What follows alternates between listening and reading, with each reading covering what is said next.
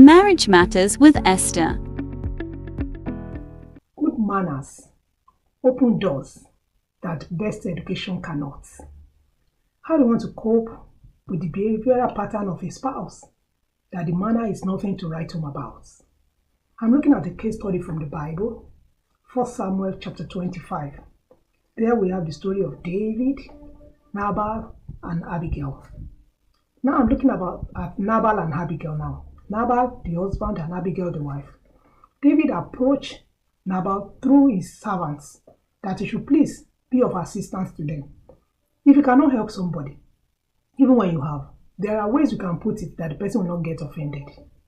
The way Nabal put it that it's not going to help was so annoying that David made up his mind to finish his whole generation. And thank God another servant went to meet Abigail. I want to look at it that it means Abigail has a better behavior than the husband, than Nabal. That was why there was a servant that could go and tell her that the boss has committed error. He has said this and that to the servants of David, and knowing who David was. Abigail, as smart as she can be, took gifts and went to meet David. David was already on his way to destroy Nabal and everything that he had, that he's proud of. And thank God for Abigail that covered up for him. He went, begged David, and David accepted the present from her.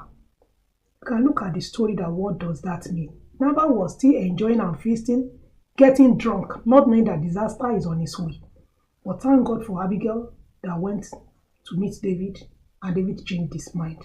Although 10 days after the feast, Nabal died his own natural death, not by the hand of David, and eventually knowing David, a good king, marrying all of them, eventually married Abigail. But where I'm going is this. If you have a spouse that does not have good manners, that manner of your spouse can cost your entire family a lot. So you try to be the better person. Forget about condemning that person now. Condemnation is not going to solve the problem because you need people to get there. There is no how anybody can tell me you get to the top if it's not one person or the other helping you. But if you don't have good relationship with people, you may not get to the top. So try as much as possible. Notice on time. Don't back evil. When you know that you don't have a good wife, I mean when it comes to having manners with people, dating with people, or is the husband, don't focus on that person. Focus on how you can make it up so that it does not affect your family. I know we can work things out for ourselves. We just have to enjoy in this marriage.